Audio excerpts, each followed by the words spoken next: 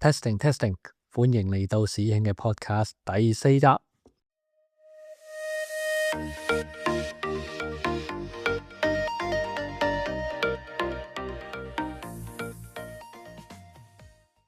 今日首先想同大家講一個唔係有切膚之痛，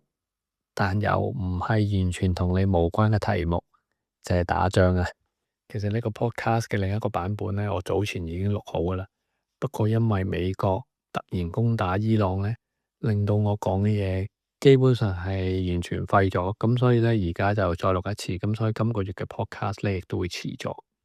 咁咧今日講中國攻打台灣呢，會有幾部分嘅。第一部分呢，就係一啲坊間對中國喺2026或者27年攻打台灣嘅機會率嘅一啲睇法啦，同埋我自己嘅一啲解讀。第二部分呢，就係有乜嘢跡象呢，或者指標呢，等大家可以知道呢，中國呢係比較有可能或者即將呢會攻打台灣嘅。同埋第三呢，就係萬一中國真係攻打台灣嘅話呢，大家喺錢銀啊、喺生活上呢，要有啲咩嘅準備或者預備或者心理準備。好，第一樣，中國喺2026或者27年呢攻打台灣嘅可能性。咁呢個呢，其實我係叫 AI 呢，問咗3個 AI 而得出嚟嘅答案。咁3個 AI 分別係 Perplexity 啦、Gemini 同埋 ChatGPT， 佢哋俾我嘅答案呢都係幾一致嘅。講翻少少背景呢，其實呢，有傳說呢，習近平呢一路都叫解放軍呢喺2027年呢要具備呢攻打台灣嘅能力嘅。咁所以呢，有啲唔少人呢都相信呢2027年呢係中國攻打台灣一個呢件事有好大機會發生。但係呢啲 AI 都覺得呢，佢哋2027年呢只係一個完工日，即係你準備好 ready 去打仗啫，就唔代表呢一定會喺2027年呢就會實行呢個計劃嘅。咁呢個具體睇法就係話，即係你有架車可以呢具備能力行山路，就唔代表呢你就一定呢要將呢架車呢就去行山路咁危險嘅。咁佢哋嘅解讀呢，或者一般人有個睇法都係話而家中國經濟咁差啦，失業問題有啲嚴重啦，房地產債務問題咁啦，即係中國經濟呢都係好麻煩嘅。咁所以呢，你話貿然呢去攻打台灣呢，都係一個幾唔理智啦嘅做法。咁因此推斷呢，其實呢個喺2027年呢，中國攻打台灣嘅機率呢都係好低嘅。有一種睇法呢，就係話呢，甚至一種全面入侵啊，即係揾咗好大嘅軍隊去包圍台灣啊，take over 咗台灣啊，可能佔據咗個政府啊，呢個咁嘅戰事層面嘅機率呢係尤其低。咁反而2027年或者以後會出現啲咩狀況呢？其實就係之前呢，中國共產黨不斷喺台灣周邊嗰度派飛機飛嚟飛去啊，包圍啊、網絡攻擊啊，嗰一種撩下撩下，又封鎖你，又放下，又封鎖你，呢種咁嘅局部包圍或者局部攻佔嘅威嚇咧，個機率會更加高啊！即係比起全面入侵，即係諗住登陸上岸嗰個機率咧，會係更加高。咁咧，即係簡單啲嚟講，就係撩下撩下，但係又唔真係派兵打你。嗱，你問我咧，我就覺得咧，習近平作為一個獨裁者咧，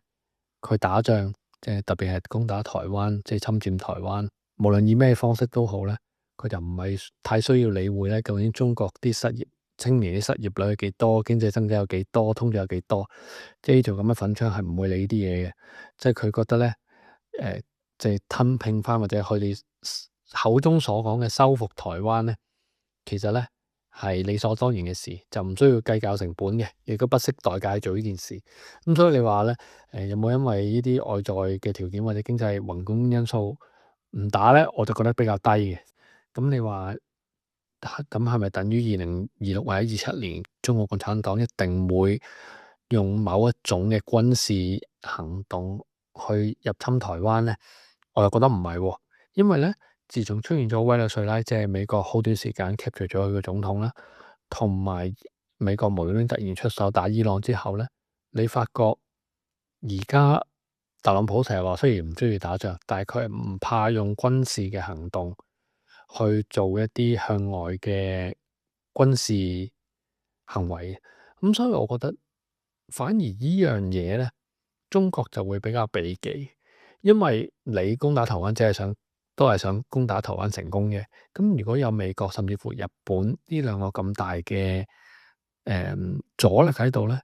而佢哋嘅軍事力量可能其實係起碼同中國不相伯仲啦。咁所以中國反而呢樣嘢會有啲罩忌。我自己嘅睇法咧就係2026或者27年，或者咁樣講咧，只要個總統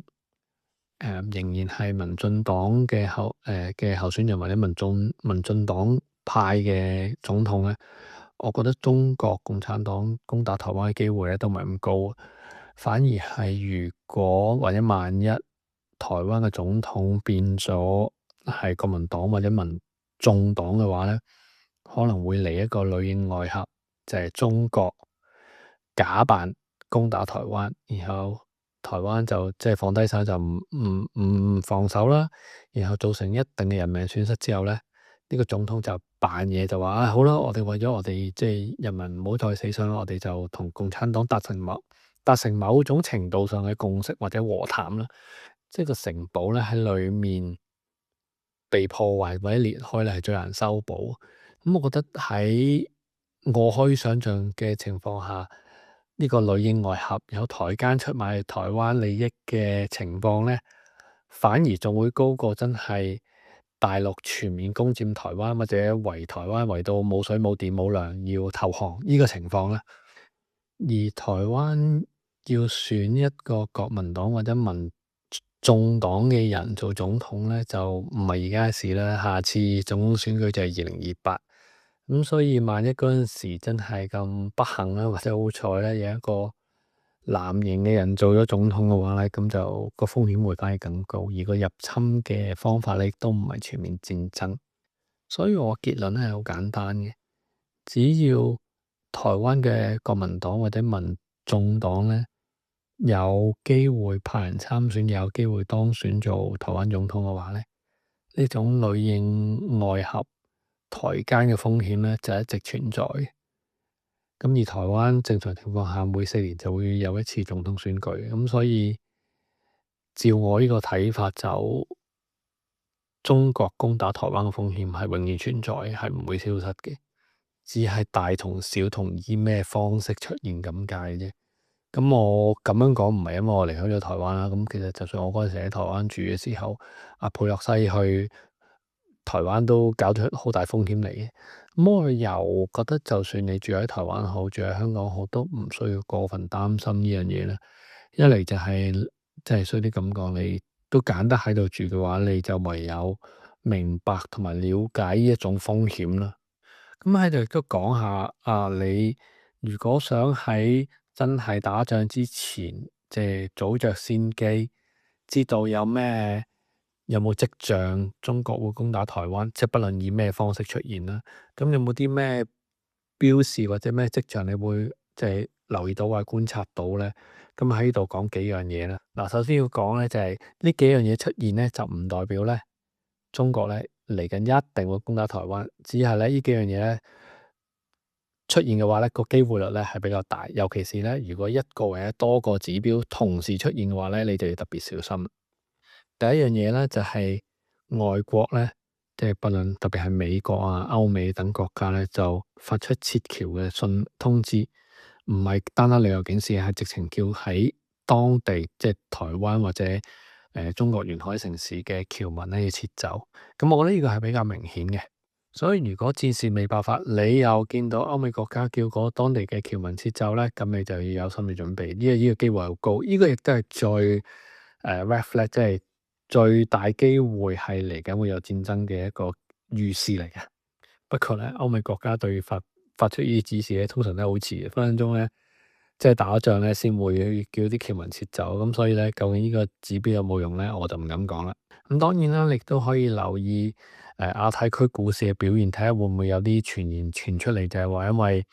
嚟緊會打仗啦，咁所以咧嗰啲資金就迅速撤離亞太區嘅股市，令到咁特別係香港啦、日本啦、台灣股市大跌。因為如果你中國打台灣嘅話，首當其衝一定係台灣啦。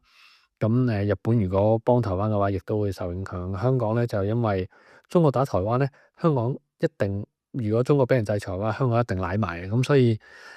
中國台灣日本同埋香港嘅股市，如果你見到同時間無端端或者有啲傳言就係話啊，因為嚟緊中國會打台灣啦，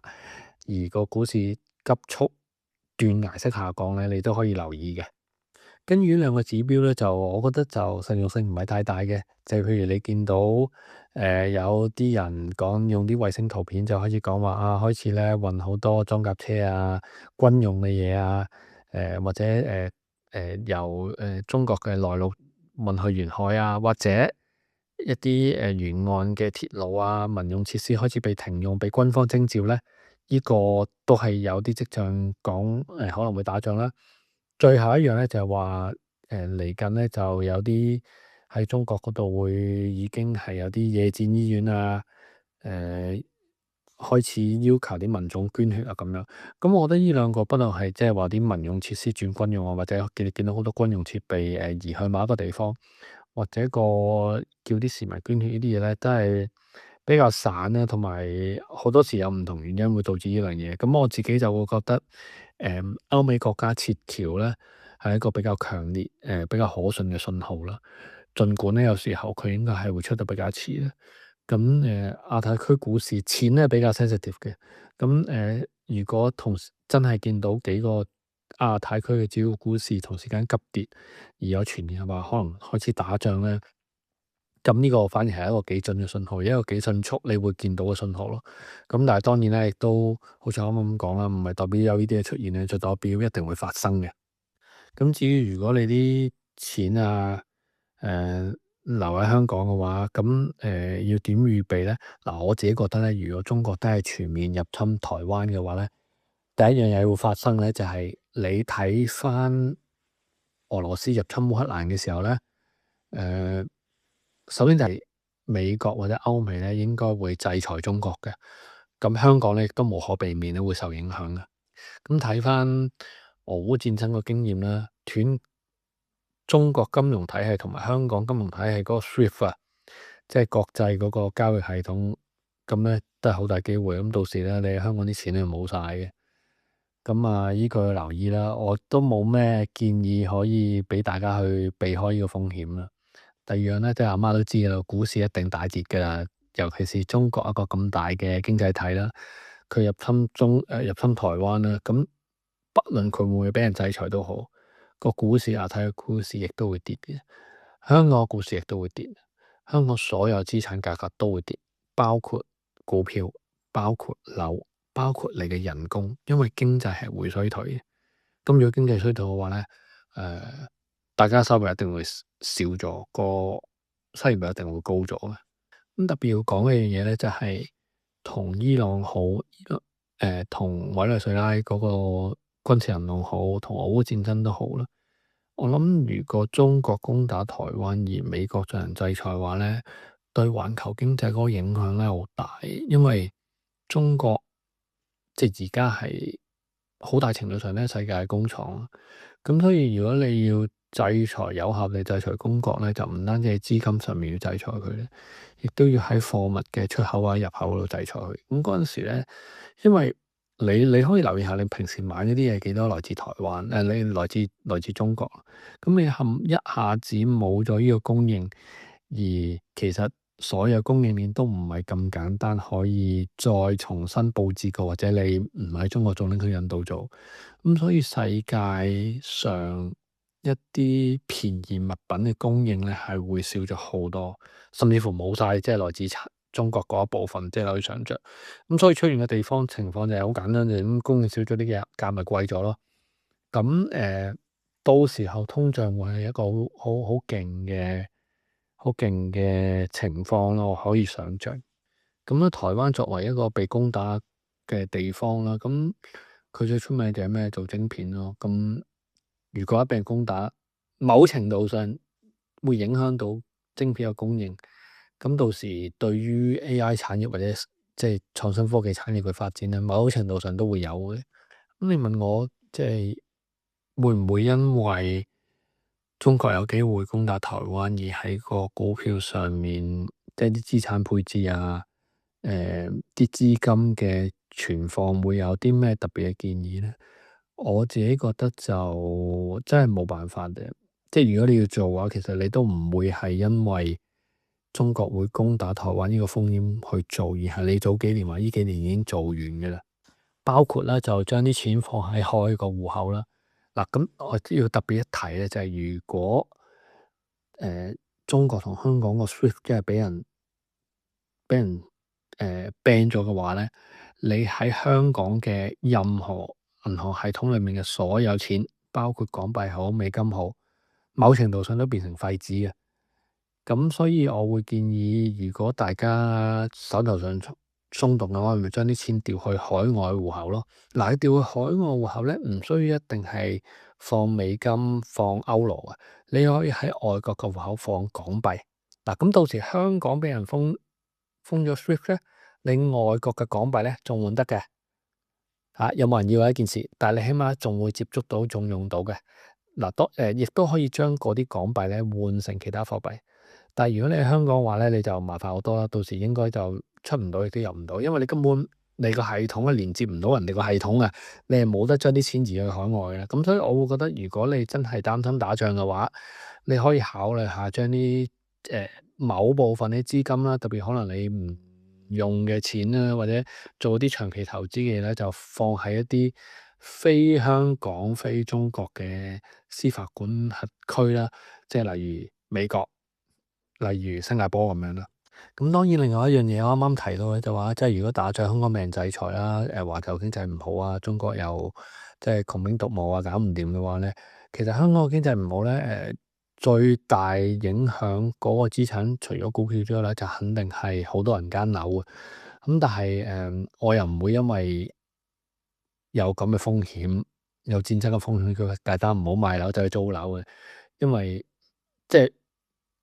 唔會因為有呢樣風險而影響到你租買樓宇嘅決定咯。咁但係你就要有心理準備，就係萬一打仗嘅話，你棟樓個價值會係跌得好快好快，亦都跌得好多好多。讀者 Q&A 環節，第一條，點解叫史兄？你真人把口咧，有冇文章裡面表現得咁賤？第一樣嘢講下點解叫史兄先啊。話說20幾年前咧，有一個網上嘅文字部落格叫 Xanga 啦，咁我估好多30到40歲嘅人咧都曾經用過。咁嗰陣時咧，我自己最開頭就用咗一個真名開嘅戶口，後嚟因為私隱嘅考慮就刪咗佢啦，就用筆名咧開咗另一個戶口啦。咁嗰陣時我就用咗自己一個好中意嘅經濟學家，佢就叫 George Joseph Stigler 就係 Stitler。咁咧我就唔係直接用呢個名咧嚟開 Xanga 嘅，我係將佢個名啦 George Joseph 就係 GJ 啦 Stigler 調翻轉就用咗嚟開 Xanga 嘅。咁所以咧你見到有時候咧不論我 Facebook 好啊，都係咧會叫做個串法都係一段好怪嘅英文，就係發唔到音嘅 RELGITSJG。咁其實你調翻轉就係 George Joseph Stigler 簡寫嚟嘅。咁呢個 Stigler 嘅中文譯名咧就叫史德拉啦。咁因為嗰陣時我都幾中意呢個經濟學家，咁所以就叫自己做史弟。咁一來我 Xanga 都係用咗佢個名嚟做 username 啦。咁開頭叫史弟，咁但係嗰陣時20幾歲你就可以叫史弟啫。而家30、40歲你都好難再叫自己史弟，即係上網嗰啲人大部分都年紀細過你嘅。咁而家就叫咗自己做史兄啦。咁史兄啦，咁如果你睇我 Patreon 咧，你發覺咧就唔係我啱啱個 username 就唔係我啱啱講個 RELGITSJG 嘅，係 Uncle Shit 嘅。咁 Uncle Shit 咧其實就係都係史兄啦、史叔叔啦。咁但係就唔係歷史嘅史啦，係即係大便嗰個史。點解？即係好多年前同另外一啲朋友合作咧，咁我就介紹自己做史兄，咁就冇講清楚係邊個史啦，歷史嘅史或者屎尿屁嘅史啦。咁佢就以為我係大便嗰個史，咁所以佢寫嘢俾我嘅時候就叫史兄嘅一個史啦，咁兄。咁自此以後咧，我就英文就叫自己 Uncle Shit 啦。咁有時候因為方便去登記一啲網名啊咁樣咧，我都會叫自己做 Uncle Shit 嘅。至於我真人把口有冇我寫文咁賤咧？據我收到呢條問題之後問我幾個朋友啦，咁佢哋都話咧，普遍認為我寫文同真人咧把口都係差唔多咁賤嘅。咁所以呢幾個朋友都幾犯賤，因為仲同我做朋友啦。咁就係咁啦。好，另一個相關嘅問題就係點解我女朋友會叫主編？咁話說啦，就其實而家都係嘅。我啲文章就比較多錯別字啦。嗰陣時咧，自己首先我要講咧，其實我寫文咧係花咗好多時間揾錯別字嘅，不過揾極都有咁解嘅啫。咁嗰陣時咧就寫文啦，亦都會有出書。咁我身邊咧就有兩個人咧就幫我負責揾呢啲錯別字嘅，一個咧就係真正出版社嘅主編。呢個咧就係真正嘅編輯啦。咁另一個咧就係其實叫做無責任主編。咁呢個咧就係我女朋友嚟嘅。咁所以咧，自此以後咧，我叫我女朋友喺我寫文裏面咧都係叫佢做主編，因為其實雖然話就話佢有份做編輯啊、騰文啊、揾錯別字咁，但係其實佢係一個無責任主編，其實佢係冇任何實質 function 嘅。佢到而家為止咧。除咗喺出書嗰段時間叫望我下之外，而家都唔係好睇我啲文噶啦。再重新開始，呢度八婆咧係連我 Patreon 都冇俾錢訂嘅，所以咧佢係睇唔到我寫文嘅。好，讀者問答第3條，你有冇試過用 AI 寫嘢？如果叫佢由頭到尾起一篇稿咧，就冇嘅。叫佢檢查錯別字咧，就梗係有啦。或者叫佢俾一啲憑空諗啲題材俾我寫作都有嘅。咁但係我有冇用到咧？我諗佢係俾咗一啲 idea 我喺上面再諗點樣寫第二啲嘢啦。咁所以嚴格嚟講係冇嘅。咁但係其實而家 AI 咧係已經即係文字上已經幾成熟噶啦。因為我平時同 ChatGPT 講嘢咧，其實係用廣東話對答嘅。我問咗佢幾次之後咧，譬如我啱啱提到就係話叫佢俾啲題材我寫作啦。我有一次就係問佢俾啲關於叫佢俾啲關於理財啊、財經啊、經濟嘅題材我去寫啦。即係我講埋俾佢聽，即係我寫嗰個題目叫睇錢份上啦。之後咧，我每一次問 ChatGPT 嘢咧，佢最尾咧就好中意你要唔要做啲咩做啲咩咁樣。佢最尾咧全部都係你要唔要咧？我幫你咧為你嘅專欄睇錢份上咧寫一篇文章啊。你需唔需要咧將呢啲點咧進一步發揮，等你可以寫專欄嘅時候用啊？每次都係咁。而家問佢啲乜嘢咧，溝女啊、NBA 啊、股票嘅嘢咧，佢全部都係話你要唔要寫篇文咧做睇錢份上啊？咁幾有趣嘅。咁但係因為其實用 AI 寫作咧，好容易俾人睇到啦，亦都唔係我風格。我唔係因為唔想寫嘢，即係我係一個作家嚟，我作家係為咗寫嘢噶嘛。咁我點解要揾 AI 幫我寫嘢咧？咁我價值係乜嘢咧？咁所以我係從來都冇揾 AI 寫嘢嘅。咁但係 AI 喺揾錯別字方面咧，就即係幾有用嘅。好，今日講住咁多先，下個月再見，拜拜。